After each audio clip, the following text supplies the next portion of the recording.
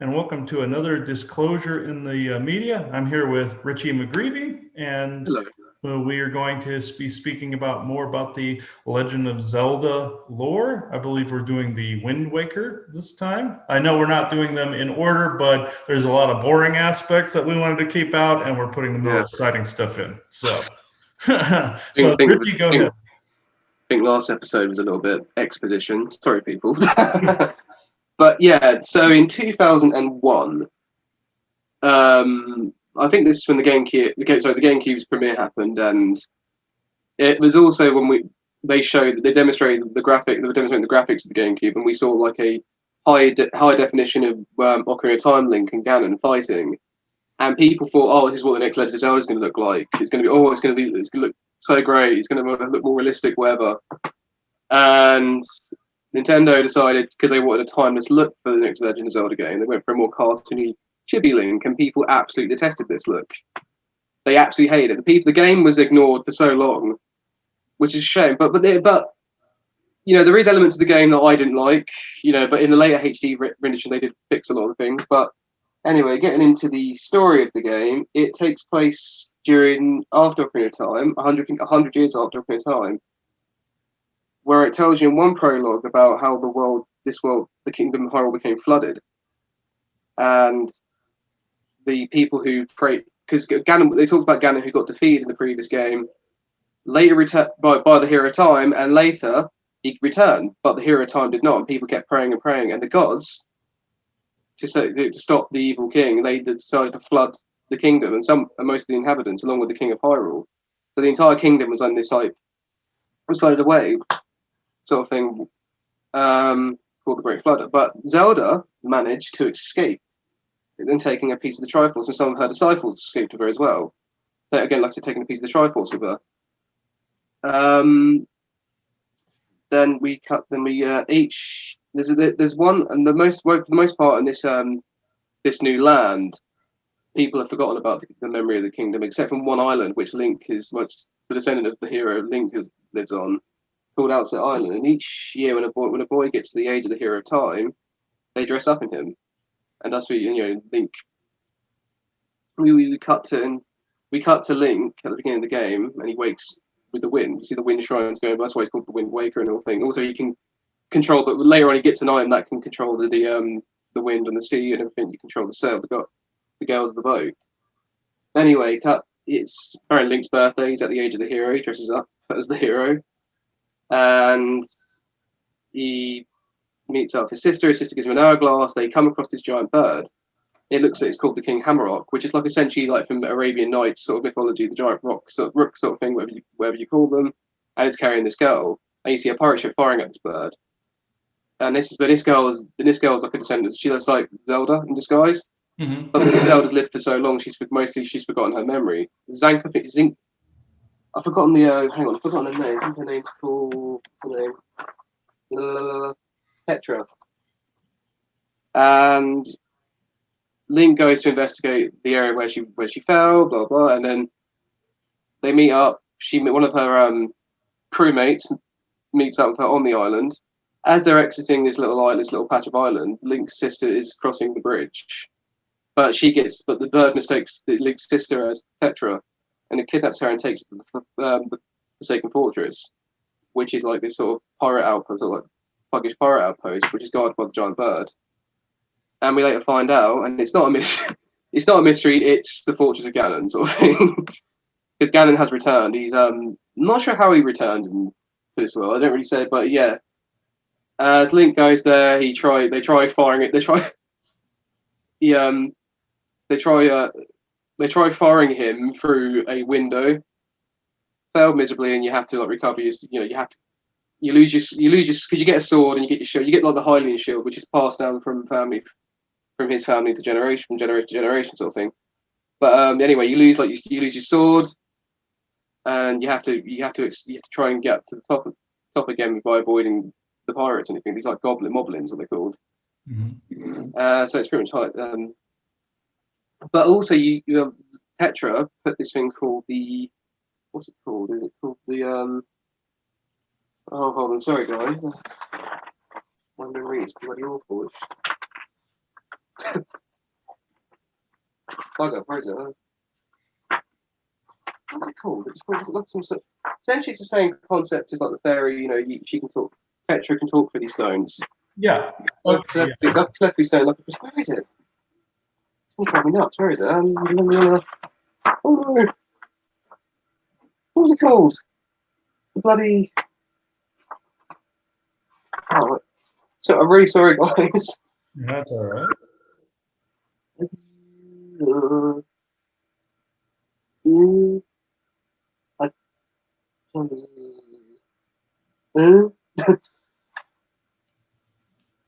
Oh, what is it called? Anyway, it's a stone that Tetra can communicate with to Link, which later on, when Link does, unfortunately, when he gets recovers a sword, he finds his sister again. Mhm. The bird captures him, and you see the mysterious Ganon, which they try to cover up, which is, you know, whatever.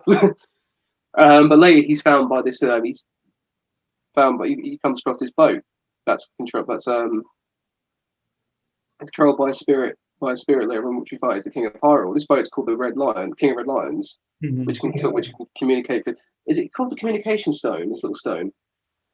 It's like a gem. They can basically works the same concept as like all the other like the guys like Navi did or whatever. But the King of Red Lions can communicate through Link to this stone. Oh, like basically they communicate Yeah, through stone, like yeah. how some of the beings So communicate through So skull. later, so after Link is captured by the bird and whatever, he's rescued by the King of Red Lions. They go to this island called, I think it's Outpost Island, and you have to look for a raft, blah blah.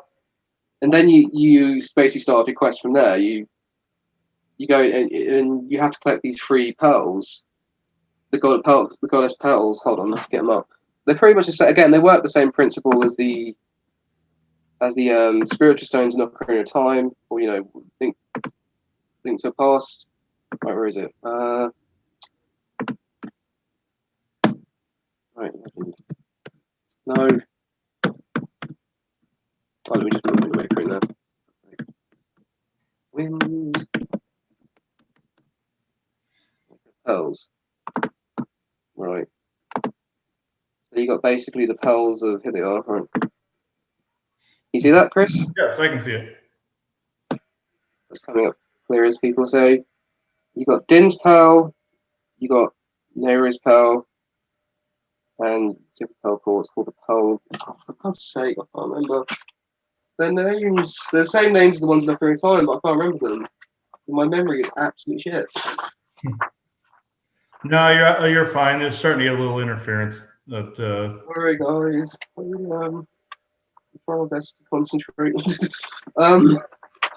Oh, those remind me of some of the different family glyphs that some of the different, like say the different Anunnaki tribes that are out there have different glyphs representing different factions.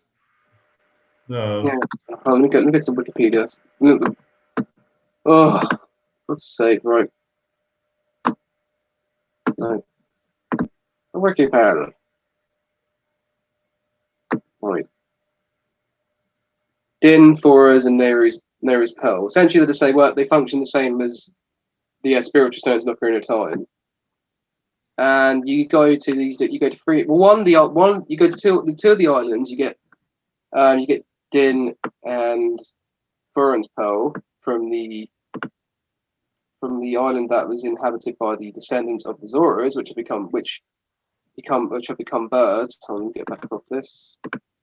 These descendants of the Zoras, the fish people, which I think Nintendo scrapped this idea as well because it doesn't make a lot of sense that a world that's flooded, covered mostly in water, you think a fish race would thrive more, but they evolved into birds.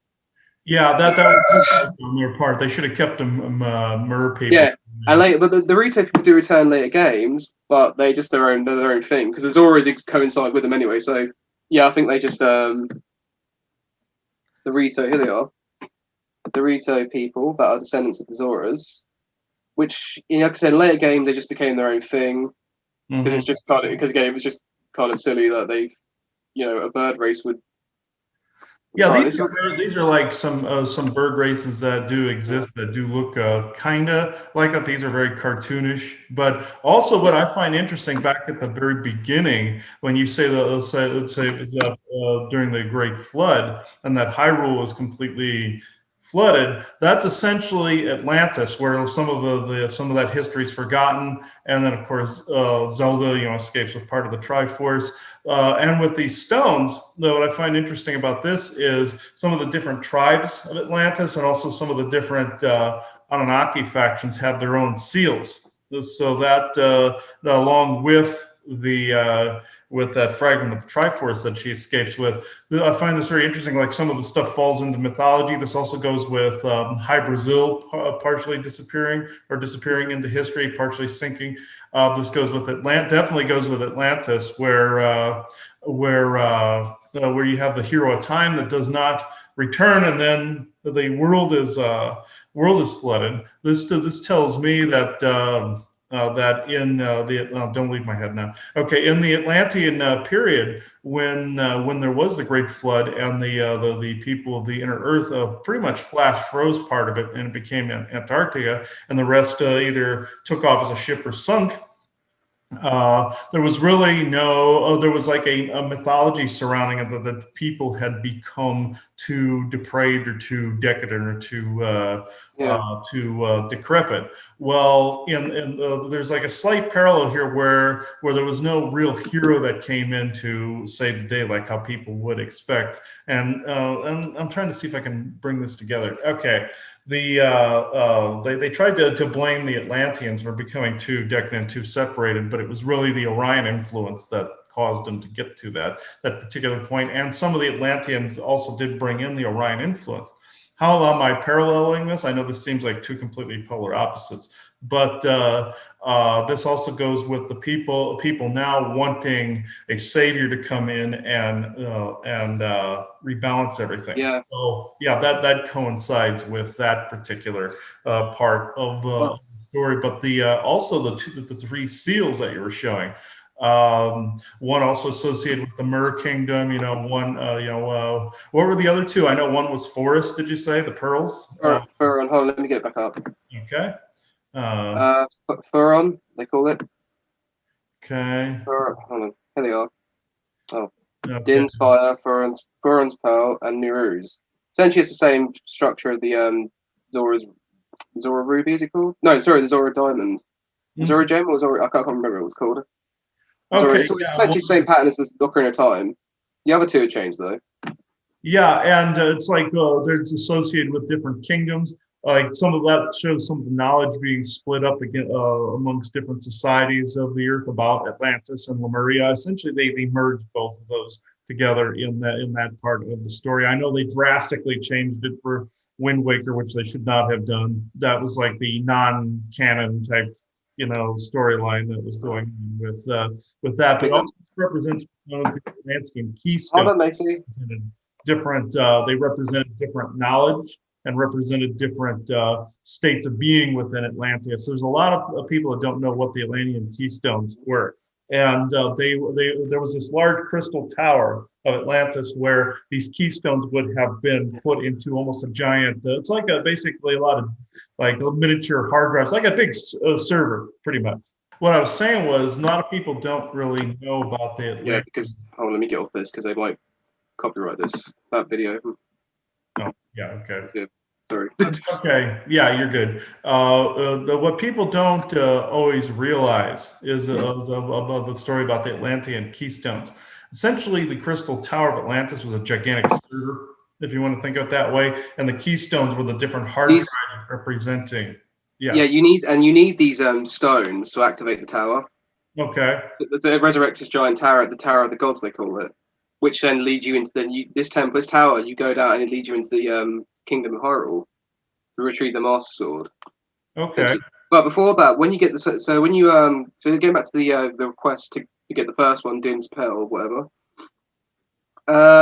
There's this island that has this again the Rito people that got this dragon guardian that sits on the top of the volcano. Mm-hmm. But something's disrupting him. Logic dictates why doesn't he just move? You know what I mean? he can actually fly at any time, but for some reason he doesn't want to. I don't know. Maybe he's just bound there. Whatever. It's just game logic. Just go along with it. But inside this temple, this giant volcano, you see like this giant bug thing, parasite that's causing a lot of trouble. And in order to destroy this bug, you have to like pull out. You have to. What you do, you get like this item that allows you to swing on the dragon's tail. But there's a little bit of loose debris. So when you swing on the dragon's tail, it falls down and hits the creature, and its shell breaks. And when its shell breaks, you can then start slashing it. And then after that, so on, you get the prince of the tribe. He gives you Dinspero by Medley. That's what she helps you earlier on in the game, and she convinces the prince to give Link the pearl, which then the prince himself is later then inspired by Link's courage to defeat this whatever it is that he's called Gamor, something that's like bug thing, parasite, whatever. Okay. And later on, then you're taught you're encouraged to learn the Song of Winds, which allows you to manipulate the wind song, where manipulate what direction you go in. Mm-hmm. The wind. And this, what was it? I forgot his name, the character, but you have to fight his brother. That was causing a lot of trouble. Okay. But he's like this frog being. You have to eat on the cloud, but you have to. His brother gives you the ability to warp different areas, and this you need him to get the certain power up later on in the game to get to the Isles of the Fairy. But you need the warp power to get to this Isles. And this fairy, if you at a certain point in the game, if you go to this island, this fairy gives you the fire and ice arrows, which allow you to access these particular areas to get key items, so on and so on. You need to get into these temples. Okay, yeah, it's actually interesting though. Yeah, the original keystones of Atlantis had a lot of these different capabilities. Had the ability to control different like weather patterns, different say different land masses, different some of them house different emotions, different histories, different all this. They all have their different names, just like these pearls do. And the tower then would house all of them, but the Orions wanted that. They definitely wanted the Crystal Tower, but the Agartha network currently is in control of the Crystal Tower of Atlantis. Like I said, it's like a gigantic server, and the bad AI tried to take it over at one point, but it wasn't able to do it. Each stone was coated with its own like magical Yeah. So that but that film, this city of Disney City of Atlantis, was kind of accurate to it then in a way. Yeah, that's a movie I have not seen. No, I've not It's seen. actually that's like their crystals are like power sources. Mm-hmm. There is like these other bad AI creatures you see at the beginning trying to take whatever's going on is trying to take the crystal away, the power. And at the end, they resort to this last power source that creates this great flood. Yeah, so that's actually accurate. If it's the bad AI that's trying to invade, that is the Orion contingent that came through, and the Crystal Tower. All of that's accurate. All the crystal powers. There was even a statue that held a large crystal that brought in the power of the sun and the environmental energies and everything. Yeah. And that could open portals and In the everything. city, in the Disney City, Journey to Atlantis, The Lost Empire, at the end, you see these statues that create this giant force field that stop the lava from destroying this last remnants of the city, sort of thing. These gods, they call them. Mm-hmm. Okay. Yeah. Yeah. Yeah.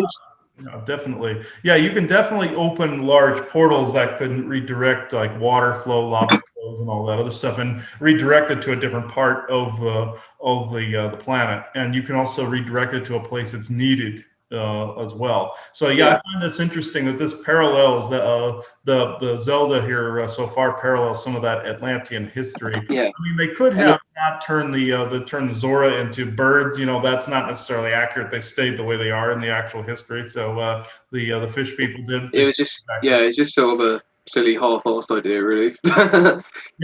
Doesn't make a lot of sense why Nintendo sort of scrapped the idea, and in later games they just became their own thing. Yeah. So anyway, getting back to the journey, after when you've done the first temple, you go to the forest, the Isles of the Forest, and this is where you see the descent of the Deku Tree in Ocarina of Time, and you also come across the Kokiri people, and this is them in their actual real form. Is that what they're called, the Kokiri, or they call something else? Here they are, the Kakarot. Sorry, people, Kakarot. This is the Kokiri's original form. Because in Ocarina of Time, they took the form of humans for whatever reason. I'm not sure why, but yeah, this is them. And you meet one, and Where is he? The sage, Muldu. Muldu? Hold on. One of the sages on here you meet. I'm going to put Kakarot people and Kakarot people on here. People. Yeah, Korok. Korok, yeah, the Korok, yeah. I can't. I'm an idiot. I can't read. This is one of the main characters. His name is Maka. Maka, and he's one of the ancient. He's one of the descendant of the sages. The same with Melody. She's a descendant of the sage of Naruto, and he's the sage of Fado. And these two sages basically they play a huge role later on in restoring the Master Sword's power again. Because when Link removes the sword, its power's been drained. We'll get into that soon. But anyway, he's gone to this temple, and this temple is like this like temple, whatever. It's like it's a part of the island that's been corrupted by the corrupted forest, where the dark magic's like corrupted this side of the forest and whatever. Later on, you find him and he gets eaten by this giant plant creature, sort of thing, and it's a bit of a homage to the previous game as well. How you destroy this creature with the boomerang, whatever. But you save him later. They play this song. It's like I think it's like a requiem to the hero of time. Mm-hmm. And then the Great Deku Tree gives you like this. It's like a ceremony thing, and then the Great Deku Tree gives you the spell or whatever. But earlier on in the game, one of the key items the Deku Tree gives you is like this leaf. Hold on.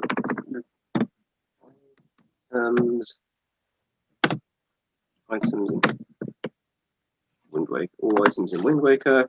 Well, I can't remember the name of the leaf. What's it called?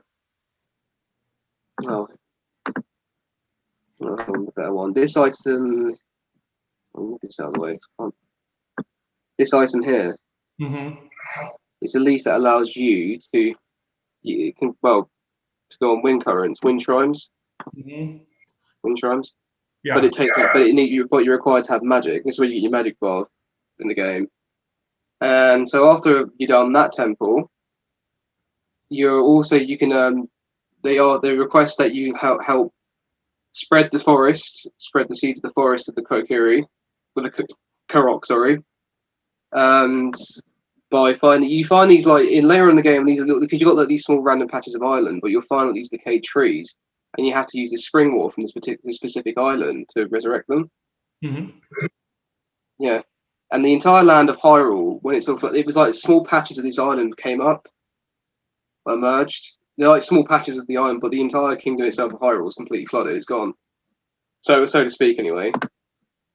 But anyway, yeah, when you get the second pearl, later on you're told to go to this other island that's been completely destroyed. This second pearl is held by the guardian of this island called, what's his name? Was it Jabu? I believe from the Ocarina of Time. He's a descendant. I think he's the same one. I think. But later on, you find out this island's been absolutely desecrated by Ganon's minions, and you have to go back to your own island to find out where it is. And there's like this giant, huge barrier. But also that you need to get the bombs.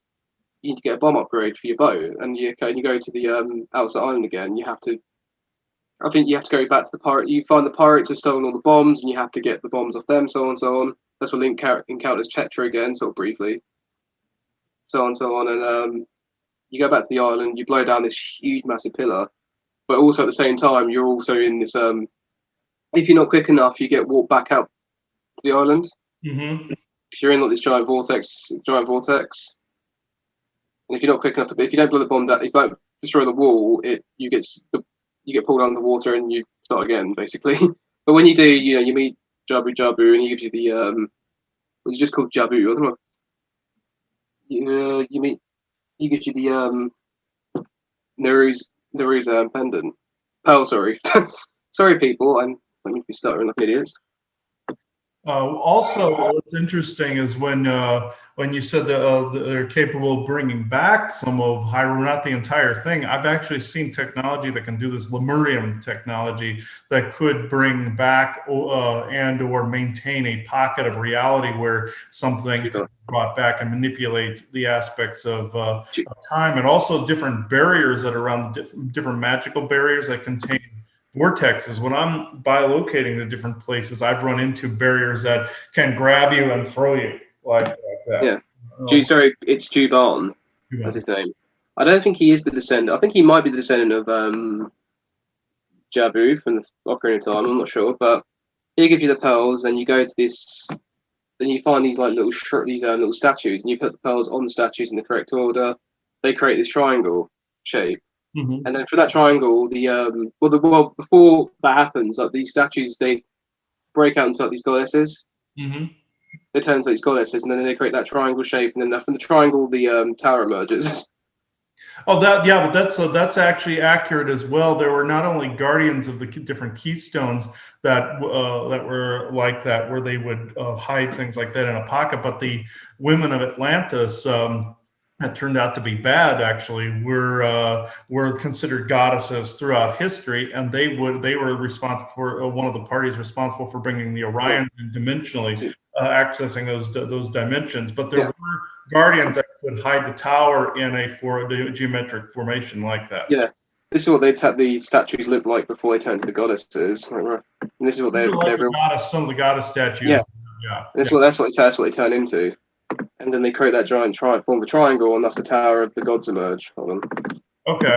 Yeah, that's accurate. Like that's the use of one of the usages of the power of 3 to hide that. But also, Orions like to use the 3 to bastardize the 3 as well. That's why they're famous for using triangles a lot. Making people quite sick nowadays. Yeah, here is Tower of the Gods. All right. Huge tower, which looks very Atlantean when you look at it. It's very, it has this sort of very sort of high tech look to it as well. And inside, sorry. Yeah. Yeah, it does have a tech look to it, but also the Atlantean tower looked a lot like this, but only imagine this mixed with like a crystal formation on it. Yeah. And inside this tower, you got like these you have to when you get to a certain part of the level, you have to manipulate these gods. Hold on. Where are the gods? Hold on, statues. They're like these statue creatures, and you have to play this certain requiem that allows you to control these statues, and you have to play them in the right order to go on these pedestals. There they are. It's very Aztec as well. Yeah, it does look Aztec. Yeah, it does. Like a mixture of Aztec and, like I said, Lemurian or Atlantean. There's a Lemurian flavor to it. Yeah, it does. And so this is also when you get the bow and arrow as well, and you later have to use this to destroy the main boss. He says he wants to. It's like a sort of you have to challenge him sort of thing. And what you do is you it's the traditional Nintendo boss, I call it. The hands and the hands, just the head and hands of eyes. You got to shoot sort of thing. If anyone's played Star Fox, you know what I'm talking about. The Star Fox. Yeah, that was traditional with the. Yeah. But what's interesting about that concept right there is that's how I see some of the bad guys that are sometimes AI oriented, kind of like how that guy looks a little bit. Yeah. Where I've seen that where it can be a giant head. The Clockmaker, the main AI was like that, where he was a giant head and hands. Yeah. This is essentially like the gods, they call it. That's what they use to communicate through him. And he challenges Link, and if he defeats Link, he'll open up the portal to the Lost Kingdom. Sort of thing, like he's being challenged if he's the true hero. The hero needs to be tested. Hero going for the challenges whatsoever, the trials. And what you do is you shoot his hands, whatever, then you throw a bomb into his mouth. And then, if you run out of arrows, he does courteously shoot them out of his nose. Sort of funny. Yeah, but and then probably the coolest boss fights in the game, actually. If you guys ever played it, it's really, really cool. And when you go down to you ring this at the top. When you go to the top of the tower, you ring this bell, which opens a portal that leads you to go down to the bottom of Hyrule. Leads you to descend into the bottom of Hyrule or something. And when Link goes to descend into Hyrule, it's like this huge bubble that's being protected from the water. Where like we're talking about Atlantis. Yeah, like the underwater Atlantis. Kind of like And then when Link goes there, there's no color, there's no life, everything's not in motion until he removes the sword from the pedestal. Okay. And when he removes the sword from the pedestal, things becoming color. Everything starts becoming color. Then the King of Hyrule appears and tells Link he needs to find the sages, whatever, to Well, yeah, he encourages Link at first to go find Ganon, which is at the Forsaken Fortress. But then, when Link confronts Ganon, Ganon then tells him, "Well, the Master Swords doesn't have any power. It's just a mortal weapon. You know, without its power, it's useless." And so Link had to find these sages, and Melody and Maka is the descendants of these sages, because the sages Ganon killed these sages, so they could prevent, so they couldn't, so they, he could prevent the sword from just stopping him again. And yeah, so you don't have to do it in any chronological order. You can do it in any order you want. But these temples, was one called the Earth Temple, and it's called the Wind Temple, I think. I think it's called the Earth and the Wind Temple. But basically, you know, go for these temples and they resurrect the sword. Because the sword at the moment, it's like it's clamped up. The Master Sword, it's all clamped up. But each time you resurrect the sage, does a blessing on this weapon, it lights up. Okay. And then you know, when you got the two of them, it reaches its full power, and the entire sword lights up like it's all in color again. Okay. Yeah, this actually makes a bit of sense. So where there's like these conceptual temples, this is also out of actual history. There was a AI type group that for a long time ago I thought was an actual group of beings that represented different nature concepts. But they were around on Atlantis. They called themselves the Order of One, and they tried to represent themselves as different conceptual things that, but through that conception, would then unlock different powers and different equipment and different capabilities. And so that was more of an AI based thing. This is of course there were priests of those different representing those different types and different colors as well. So that also has to do with Atlantis. That's a loose base Atlantean history as well. Yeah, this is what the sword looks like when you remove it. It's all clamped up. It's got no color to it. Then when you fully restore it, its wings open up, and that in the centerpiece there, the gem in the centerpiece lights up, and this entire sword lights up. It's actually, you know, despite the game's cartoony art direction, it's actually really, really cool. I mean, a lot of people love it or hate the art direction of Wind Waker, but I really like it. I think it's up until now, it's the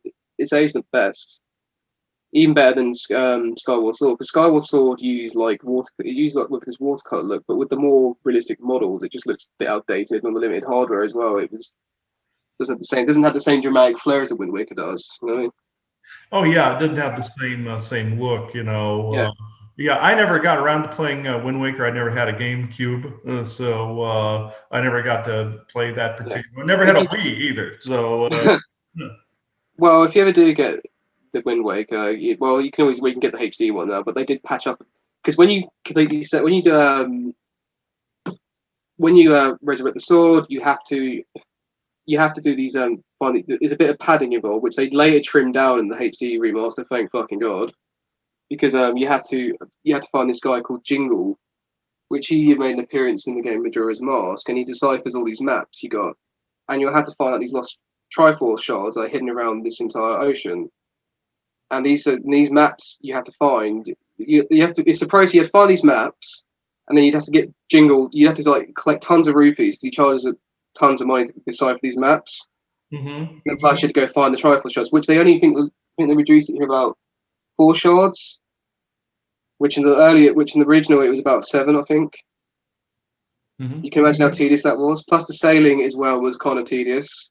In the HD remaster, they gave you an upgrade to the boat where you can get this sail. You have to get it off an auction place in Outset Island, but if you just press a button, the wind automatically changes direction. Instead of you having to stop and play the song in each direction each time, it just makes it very tedious. Mm-hmm. Yeah, the sailing was a lot better, and they trimmed it down. Thank God. And he doesn't charge nowhere near as much, and also you don't have to get the upgrades to expand your wallet, sort of thing. Also, I was going to talk about some of the fairies that can, like I said, give you upgrades, stuff like that. Basically, they expand like your magic bar, your capacity, arrow capacity, bomb capacity, sort of thing. You know, they basically upgrade your utility in your arsenal. Even that small amount of information is disclosure, because different fairies help people expand their knowledge about magic, and some expand their knowledge about quantum physics and technology, like some of the ones that were around and here explaining the bubble that they exist in. So Yeah, there is a loose translation of disclosure there. Hmm. yeah. So that's really cool. And yeah, so but when you decide for all these maps, you then when you get all the because you need to find the Triforce of Courage and put this together. Because when you oh no sorry when you rescue when you leave Ganon, sorry, when you leave the Forsaken Fortress, you go back to Hyrule. Sorry, people, you go back there with Tetra, and then you meet the King of Lions again, which then he reveals to Tetra that she's Zelda. He shows her, he takes her Triforce piece that took a long time ago and combines it with his own piece, and she reveals her to be Zelda. Then of Mhm. course you send off on the quest to get the two sages to power up the Master Sword, whatever sort of thing. But yeah, sorry, I forgot to mention that. I think it might have been influenced. Stop me from saying that. But yeah, because like I said at the beginning, Zelda did manage to escape the flood. Her and her disciples with a small piece of the Triforce, her Triforce of Wisdom. But Link has to regain his Triforce, the Triforce of Courage, the seven pieces, which is the same concept in, I think, was that in A Link to the Past as well? You had to get the Triforce pieces, if I'm correct. I believe so. That one also had to do with parallel universes and all that other. Yeah. Yeah. Yes, but like I said, they trimmed it down to I think only like four pieces of the Triforce fund. But anyway, when you get all the Triforce pieces, you can then go to Ganon's tower. But you have to go for Ganon's tower via Hyrule sort of thing. You can't. So you go to Hyrule, blah blah. You go and you sort of refight the same. You go to this room and you sort of refight the same bosses you did Mhm. before. Blah blah blah, so on so on. You descend when you finally get to Ganon, his tower. There's also this thing called the Phantom Ganon you fight, which is like hang on, which is like sort of a replica of himself, which is sort of same concept in Ocarina of Time, but oh, right. Phantom Ganon. Yeah, sort of like play the tennis with him. Which, if anyone's played Ocarina of Time, you know what I'm talking about. Oh yeah, yeah. you whack the projectile back at him for time. But there's a point where you go for like this maze, and there's a very specific door, very specific pattern you have to follow, or else it'll take you back to the beginning again. You have to keep fighting him, so on and so on. I think you need his sword to break this sort of barrier, and then you go straight to Ganon. Then when you face Ganon, he's basically just I can't remember the dialogue what it was, but blah blah blah. You know, you have to can't stop me. You know, I've got all the power I needed. Blah blah blah. I don't need yours. Then he turns into this puppet Ganon. So because you don't actually fight the beast form of Ganon except from his puppet form. Mhm. Ganon puppet. Here you go. Which has like three forms, but it's like one's you know what you expect Ganon form, like a giant beast, like the pig form, and it turns into like this giant like spider form. But you have to shoot like it's there's like in every Legend of Zelda, there's always like this giant hit me here light sort of spot thing. You have to use the light arrows to shoot this type of spot. And each time, yeah, he turns like three different forms. What around here? Hold on. Yeah, there's a pig form, a spider form, there's like a worm form he turns into. Yeah, then when you defeat that form, you descend up to the top of the tower and you finally confront Ganon, and he talks about how the gods betrayed this world. You know, we believe lies, sort of thing. You know, and he's just trying to restore Hyrule to its glory self. But before that, the King of Hyrule manages to touch the final piece of the Triforce. And like I said before, when the Triforce pieces, because like Link and Zelda have got the three Triforce pieces, Mhm. then they can finally so the Triforce have manifested, and whoever touches it can make a wish. But the King of Hyrule manages to touch it before Ganon does, and he says he wishes Hyrule to be washed away and destroyed, be forgotten completely. And then Ganon loses his mind. You have to fight him in the end. Like with the Hyrule that's slowly flooding, sort of thing. Oh, so the king elects to destroy everything to keep it away from Ganon. Hmm. Yeah, destroy all the past, whatever, wash the kingdom away, and then you have to fight Ganon at the end, which is a pretty climactic, really cool fucking battle sort of thing. Link, penetrates him in the face of the Master Sword. It's satisfying. Oh yeah, so to basically any link to that past, Ganon could exploit, and Yeah, and yeah, wash it away.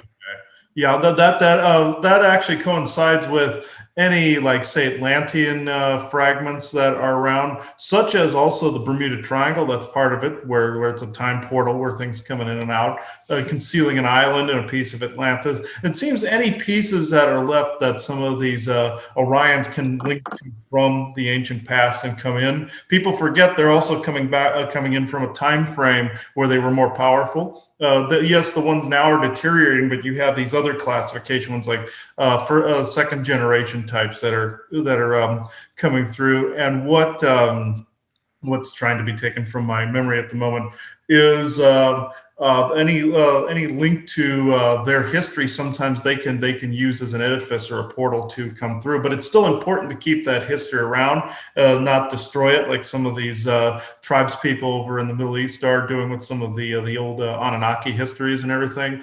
They're trying to the Orions are trying to do the opposite, trying to wipe their history from the planet so people don't know about them. They can reinvent themselves, but at the same time they can use their own edifices, their own imagery, and their own history to come through. So it's kind of a double-edged sword, really. The idea is to keep the history while wiping their influence. Is what essentially what it is. Yes. Oh, so the Master Sword may play a part in that as well then. Mm-hmm. I think Master Sword may play a part in that, the double-edged sword analogy. Yeah, the double sword. Yeah, history being a double-edged sword. Yeah, history being a double-edged sword. Yeah. I was going to talk about the main item that Link receives from from the King of Red Lions earlier on in the game, called the Windwaker, that allows him to control the allows him to control the winds, or manipulate open certain puzzles and certain songs will allow you to go in certain temples. Windwaker, hold on, Baton, sorry, yeah. You can take you the Baton. Mm-hmm. There it is. That's interesting. I'll get a better picture. There we go. All right, yeah, that's interesting. I've seen Mer weaponry that look very similar to that, like coral, like spears that look very similar to that as well. Where there are some Mer people that have like these coral like spears that are like almost like forks that look in a very similar fashion to that. That's more the sword shape, but they have a spear, a pointed, double pointed spear or a triple pointed spear that's similar to that.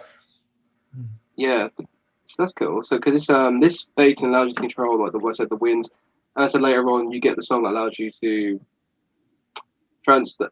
You can also get like the song that is the song of passing, essentially, of from some guy, some funky like hippie guy in the one of the towns. Okay. It's eventually essentially the song, but it's called the song of passing sort of thing, but whatever. But and there's the other, like I said, the song that allows you to transport to certain parts. I think if there's certain parts in the island you can. If you decipher on the map, I don't know if you decipher certain parts of the map, these portals appear. I'm not really sure, but yeah, so that's really cool. And there was also another part in the game called when you're looking for the Triforce pieces. There's like this thing called the Ghost Ship. You go into. Okay. Now there's a certain I can't remember now the context of it, but there's a certain area. I think there's a certain area you go to. That where at a certain point in time you can go into this it's the ghost ship itself is like a giant portal. When you go into the ghost ship, it's like it takes you into the ship itself. Mm-hmm. Yeah, essentially like pretty much like a little sort of dungeon sort of thing. You get in at the end of each when you go into, because there is like these dungeons in this game. They're like when you fight a certain amount of when you destroy these enemies in this game, this part of the dungeon sort of thing. It's you get access to this like item sort of thing, and it plays no different there. It's just a little bit more of a spooky cosmetic look to it, but. Yeah, but yes, you get the Triforce pieces to it. So I, like you said before, I remember you talking about some of those ships that were actually spaceships at one point. One of your old videos. They're actually like portals. Yeah. Yeah. So which ships? Which ones are you referring to? They're just the ships you come. It's a ghost ship you come across. Okay. In the wind. It's a ghost ship. You'll come across it when you're sailing. You'll come across it, and it plays this really unsettling, haunting, creepy music. But there's a certain part in the area of the map you can go to, and you're able to actually. There's a certain point in time and day where you have to. You can approach the ship. And you can actually go into the ship. The ship's like a portal itself. Okay, yeah, I've actually seen also, yeah, technology that that can do that. There was some sightings of ghost ships on the east coast of the United States. Some of it has to do with the Bermuda Triangle, but there also are alien vessels that disguise themselves as ghost ships as well. Yeah, That you can see them, but you can't get to them. Kind of like the Legend of High Brazil, where you can see it and not get to it. yeah, There was a perception filter in place. Yeah, yeah. yeah. It's something to do with the. I believe this is the map. This is the area where you find the ghost ship lingering, Hmm. and this is like where it's manifesting its most. It's where it's most strongest, where it's manifested the most strongest. Yeah, because I think later on you get a map to know, find out where it is, and yeah, so it's where it's not Yeah, good. that makes sense. Like different spaceships or different ships like that can. I've only heard of a couple instances where there was a ghost ship type technology used in that fashion. It was on the East Coast in the time of the disappearance of Roanoke. At that time, in I believe in the 1500s, there was a ghost ship spotted on the coastline around that time. And there's been other occurrences of ghost ships. Most of them have to do with the Bermuda Triangle or some other portal type of occurrence. But then you have the actual alien ship that you could be looking at it and looking at some weird ghostly looking thing, but it's really an alien piece of technology that's hiding itself as a haunting, because they like to hide themselves as a haunting even in neighborhoods. Like if they're up to something, they'll try to perpetuate a myth that the area is haunted in some fashion. No different than with the ships. Mm. And also, I was going to talk about the Earth Temple, one of the Earth Temples. Okay. This has like, let's see, oh no, you know, Earth Temple, the Earth Temple boss, which in this temple you come across like the Redeads again. We talked about those ghoul things, and in this one they're a lot more. They're the same concept, but they got more like a sort of an Aztec look to them. Hmm. They look like dead, like dead Aztec mummy sort of thing. Yeah, yeah, I can see that. Yeah. Here they are. Yeah, Oh, they're at yeah. that piercing. Yeah, their eyes, their eyes light up when you go near them. Oh, Despite yeah. Those are pretty much like ghouls or yeah, goblin type forms. Yeah, yeah. yeah, so it's pretty. Yes, it's despite the cartoony nature, they are pretty quite freaky, intimidating looking. Yeah, they look like basically grays with red eyes and pointed ears. They have more of like a Syrian gray look to them, but these are more deteriorated ghoul forms that you'd find in graveyards and haunted sites. Yeah, Yeah. yeah. And there's also creatures called these what they called the ghosts. Hang on, the pose. They're like essentially pose in this game. This game's renditions of pose. No, hold on. No ghosts. Essentially, where are they? They're like this. Here it is. This is like one of the bosses you fight, and you have to use the mirror shield to reflect the light on him. Hmm. And you pick him up, and you can throw him into like these spiked pillars sort of thing, and he breaks into all these other little tiny ghosts. Suppose I think they're called what they called. They're just called ghosts in this game. I think what they call. Yeah, he breaks into all these little characters, and he's got like a mask as well. He's Okay. wearing like a mask. He's wearing a mask. That sort of seems to be like where his main source of power comes from. Okay, that makes sense. Where some beings can transmit through masks, and sometimes masks can become conduits and portals and gateways. So that could link both worlds together like that. So that actually makes sense. And the fact that you can shatter him also makes sense. I've been able to do that with ghosts that have been a real pain in the ass to deal with. I've been able to shatter them into different shards. Now, those different shards can become different beings. So that's an accurate thing they've put in there. Yeah, I think they just called this game's pose. Toad? Yeah, pose. What they call the pose. What the ghosts are in Zelda Ocarina of Time. They carry like these little lanterns. So like jack o' lantern type things. You've seen like little Hmm. ghouls that carry jack o' lantern sort of thing. It's like 10 concepts out. And That's I what believe they named it after Edgar Allan Poe since because of his poetry. Yeah, yeah, I believe that makes sense. that's at So the main boss. Yeah, more style cartoony version of it. Yeah, and oh, what I was going to talk about these other creatures you fight. They're called sorcerers. They're like these birds. mhm. And they are. You have to use arrows to get to them, and oh my god, they're a pain in the arse. They're not fun.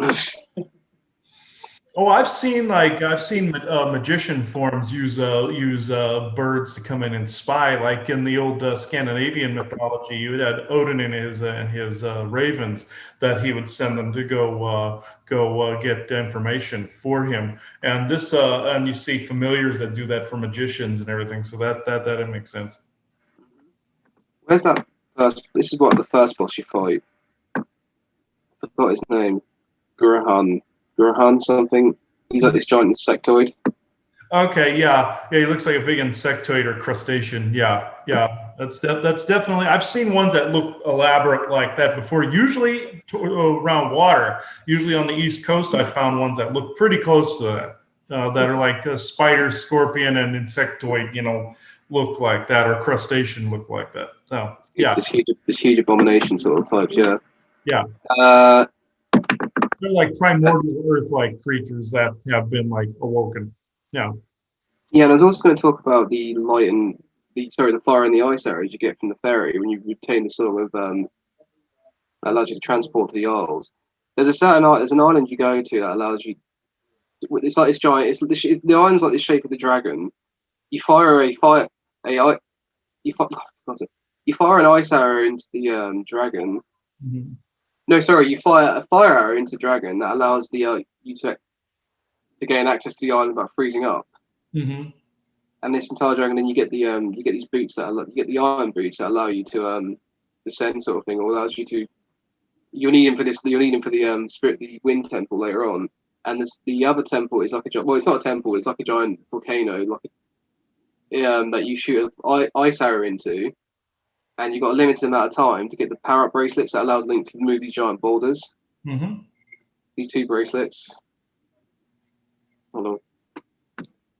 Where are my power up bracelets? There we are. The power bracelets. Now it allows you to move like these giant rocks that block Link's way. Okay.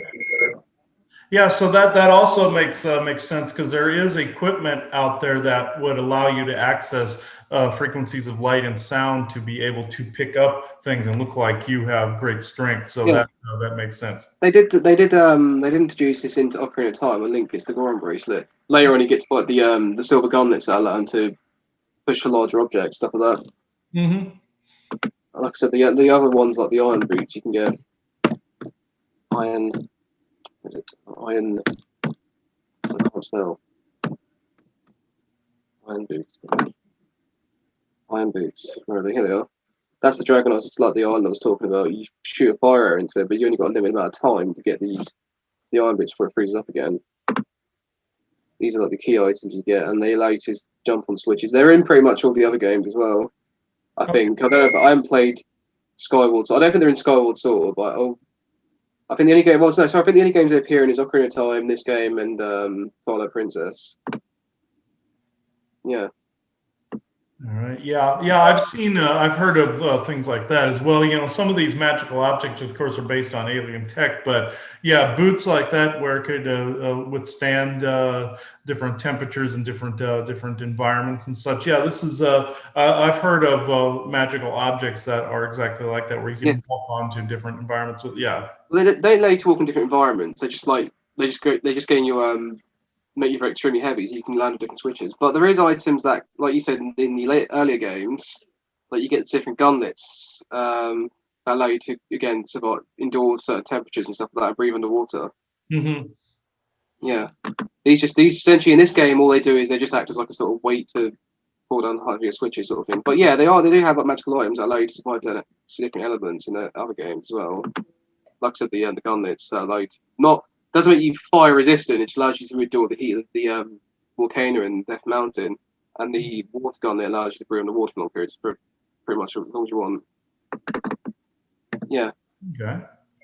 Yeah, that's pretty fascinating. What I could do is see if our new friend will want to talk about what's going on here with this, and I know to see if he wants to do a channel or if he just wants to translate what is being said. Because some don't want to do the channel, so okay. Hmm? Uh, What is that? I can't understand what you're saying. Oh, got it. Okay. Yeah. What's interfering with you? What is causing some of this interference? Why don't we just go that route? What's going on? Uh, It's just okay. Yeah, they just don't. They just want to disrupt putting all the information together. They don't want their history out. Yeah, I understand that. Yeah, the Orions don't want what's shown in here. They're with their history. So just like in the last one that we did, where Isaac was talking about the Triforce and the Nazi influences and the Orion influence and all that, they don't like that, and they didn't want especially when it comes to Atlantis, they don't want. Some of their history to come out. So Tuzin is the name of this dogman that we encountered prior to the show starting. So Tuzin, do you wish to have an open channel, or do you just want to answer questions like this? It's your choice. Okay, thank you. He'll do a direct channel. Okay. Okay, yeah, haven't channeled the dogman in a while. Yeah, so This is getting really hot. I know it is like burning hot in here. For folks, if anybody is when you're watching this, it's like literally burning hot in this room right now. It's not like sweating hot for me, but it's like this skin's like scorched, like there's lava.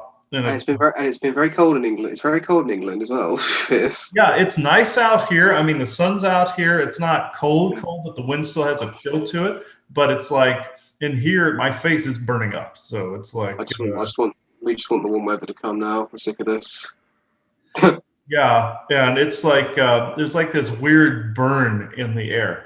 I mean, I know I have a candle burning in the background that wouldn't do this. This is like more like it's on the face and it's in the etherics. There's like a cold in the air. My back is cold, but my face is burning up. So it's like Tuzin, what is causing this weird like contradiction in terms of this fire and ice type of feel? Okay, you'll just go into this. Okay, can you use the crystal, please, if you would? Okay. Got my usual crystal here. So I'll take the screen share. Yeah, go ahead and take the screen. If you would. Yeah. Yeah. See, this is see how many formations are actually from all the channelings that have been done. All these formations that are forming in this. Yeah, this is the one I use every week on the Interstellar Council, and when Joanne and I do lifting episodes and such, this is the one I use. The only exception was another one I have sitting outside. Another group wanted a fresh one. They were picky and wanted a fresh one. So, but other than that, yeah, I know you're not picky, Susan. Okay, let's see. All right. How'd you get your screen up larger, Chris? Well, I keep it double screen for the shows. So how'd you get back to double screen on this? Is it just view? Just go up to the right hand corner and hit view. Yeah. And then click gallery view.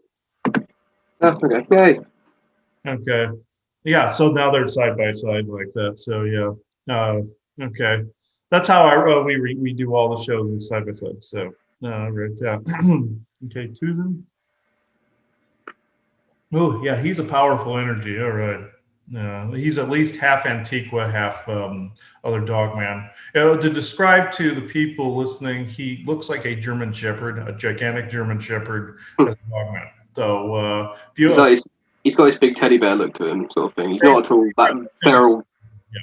He's not that vicious, like feral, werewolf-like type at all. Not far from it. He's not a werewolf type. I don't deal with the feral ones. They're the ones I've had to repel with Wolfsbane here. And yes, that does work, folks. It doesn't repel the good ones or the more sophisticated ones. It repels the animalistic ones. So, all right, Susan, if you would. Whew, okay.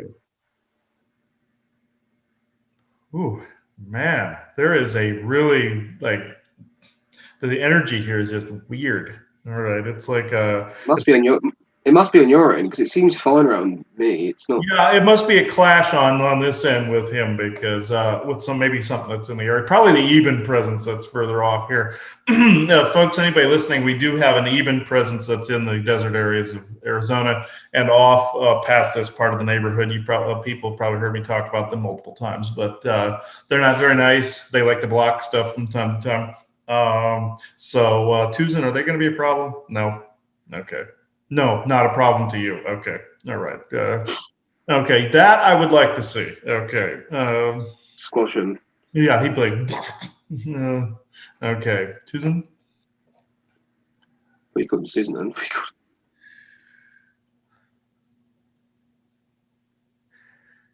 The reason for the amount of interference with these particular subjects is the juxtaposition of different bits of information and different subjects combined into one cohesive galactic history.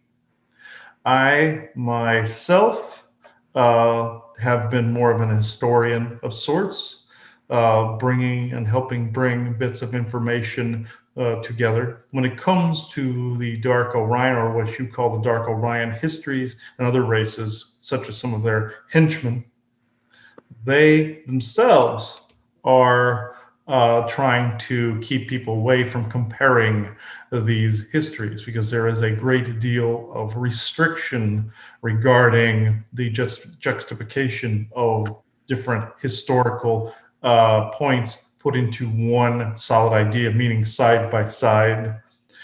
Within the game, the Wind Waker, yes, what was said about the Atlantean history was true, but one of the things that the Orions were not wanting to have been spoken about was the subject of the keystones. In particular, not only was this a major slight depancing for them in history as to they were not be able to influence. Nowadays, there is a falsehood known about what is known as the Order of One and the historical significance of the Atlantean keystones. The mysticism surrounding this particular mystical tower is a fallacy. This is something that will be a slight shock to him here because of the historical significance of the Crystal Tower of Atlantis. There has been a lot of focus on the Crystal Tower of Atlantis since your mid-90s. This particular focus would seem to have an artificial bloating to it. Let me explain. The Orions love focus towards them because this allows them to open portals and gateways into the very moment in which the focus is taking place. Say people having a focus on the stars of Orion to bring through their angels. This is what is taking place currently with the legends surrounding the Crystal Tower. The keystones of Atlantis are not completely as was advertised. Yes, he was correct on their functionality, being able to control the different elements and be able to control even down to the emotional states and be able to record the different emotional states. However, the Crystal Tower of Atlantis was more of to be more shocking, more of an Orion edifice. And the Order of One were the guardians of the artificial intelligence controlling that particular server. It had virtually no, as you would say, good value in that time.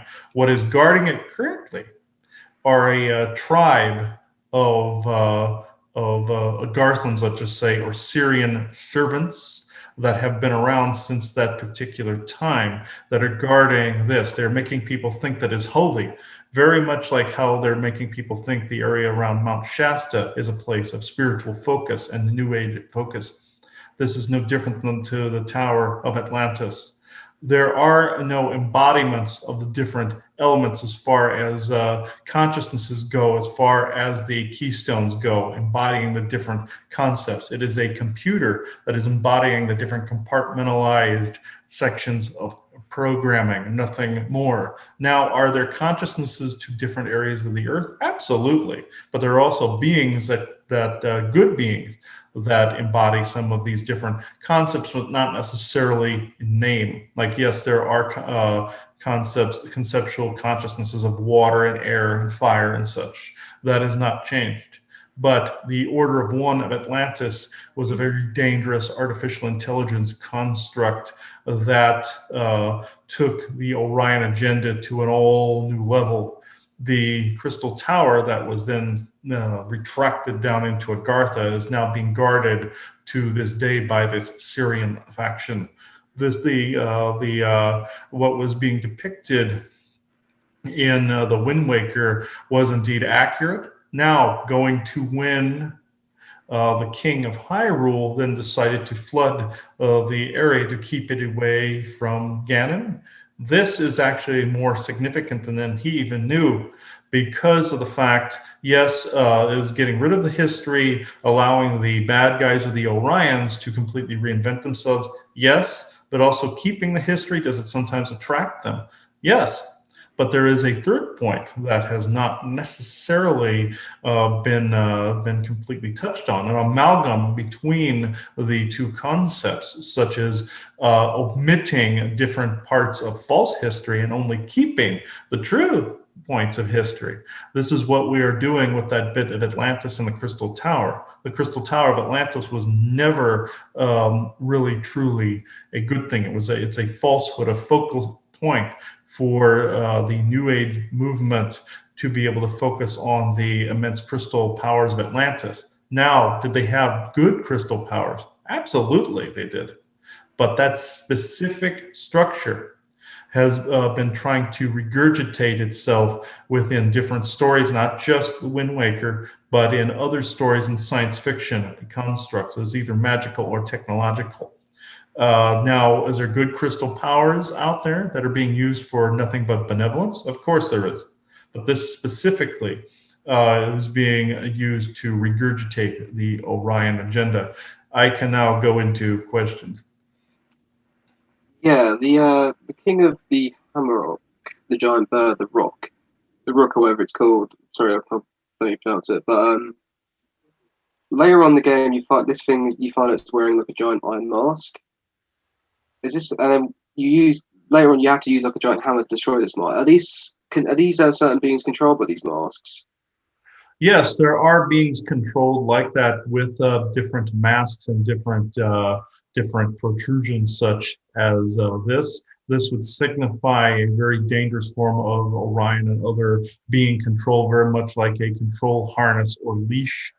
These masks would then embody a particular consciousness, a particular type, or create a particular doorway, therefore regurgitating a certain set of codes into the wearer. Now, there are good aspects to a form like that, such as what you've known as Shalako masks, where certain beings can come through in a time of defense or need. But in this particular concept, it is more of a leash or a collar. Cool. The statues in the Towers of the God, were these a form of Atlantean or Lemurian? Because I know they got like a mixture of Aztec to them. It looks like a mixture between the two. It is a mixture of the two, even though the two were eventually at war with one another. There was a time where you did see certain influences that were, let's just say, a mix between the two. So yes, this is showing that the two had an alliance at one time in history, yes. Very interesting. And I don't know what else. There's also this giant creature that you encounter in the sea. It's like a giant kraken type that you have to hit the eyes with. Usually they suggest using bombs, but I use the boomerang, whatever. But this also like what they would call the. Was this an AI creature or is this something that's just an abomination by the Orions? It is a little of both. The Orions created many abominations that they had to send the so-called heroes like Hercules and the like to go and destroy different abominations that became toxic to them. So this is essentially a characteristic abomination and AI construct of theirs.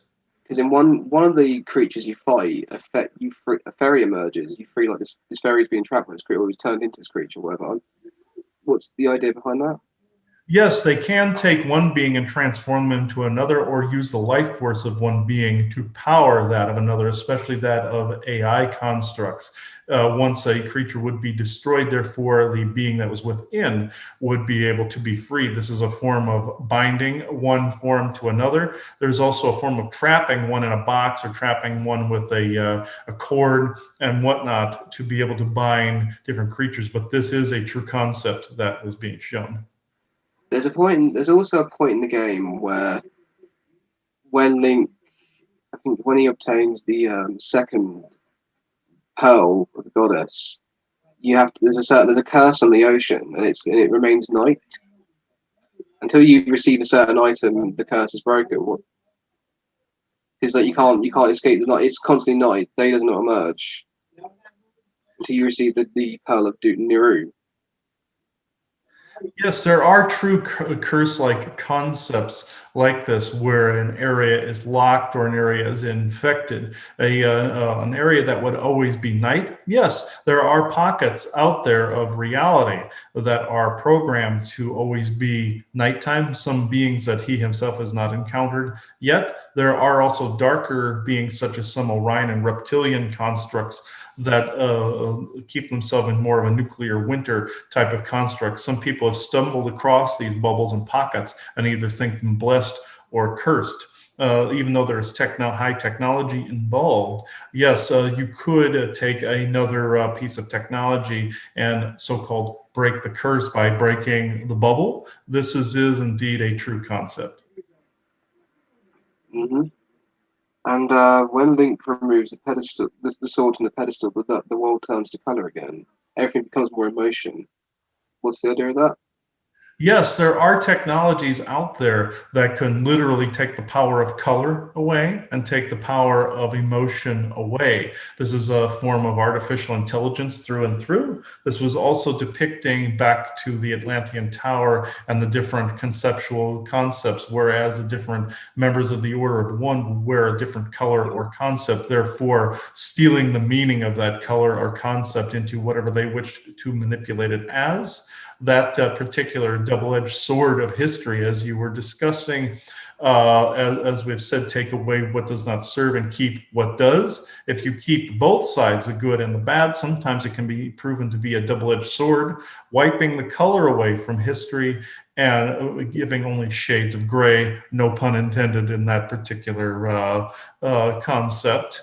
Some people will understand this. There are different concepts where yes, the emotions can be wiped. This is happening currently with some of your AI, artificial intelligence constructs, where they will dull the emotions of people, or put, as you would say, a spell on some people to have either a lack of emotion or too much emotion, to where they will fight with one another. In either respect, different color, as you would say, color barriers and color conceptual ways of thinking are no longer in play. Now, within your power of different colors, some of these powers have been pretty much forgotten, and those shades of gray have been more filtered in your society. People have forgotten the powers of different colors and different emblems and different shapes.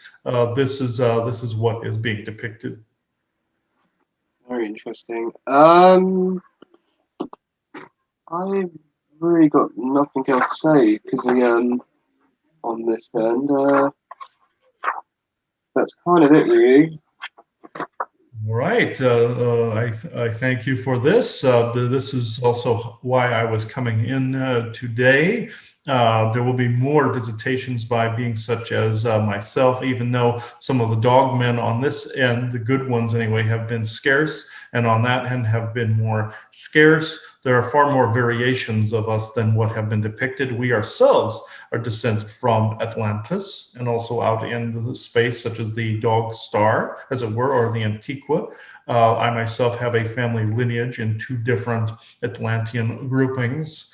I am not quite that old, mind you, but this is also why I was chosen for this particular task and a variant of other tasks that he himself here does not know about yet. So I thank you for this. Thank you, Dawson. Oh yeah, there is the reason that it's like these field is like burning is because of the focus on this. Mm-hmm. Want that part of the Atlantean history out about it being wholly evil. So it's like because it's been had this Tucson is right. It's had this mystical like mythology surrounding it, very much like in history, and the New Age groups have just completely eaten it up. He is correct about that, where it's been like a point of focus. So that Absolutely. yeah, that's I not. mean, Yeah. there's tons. I mean, I just can't believe how much disclosure that there is in Legend of Zelda. I was telling my friends that, and they just thought, Jesus, they couldn't believe it too.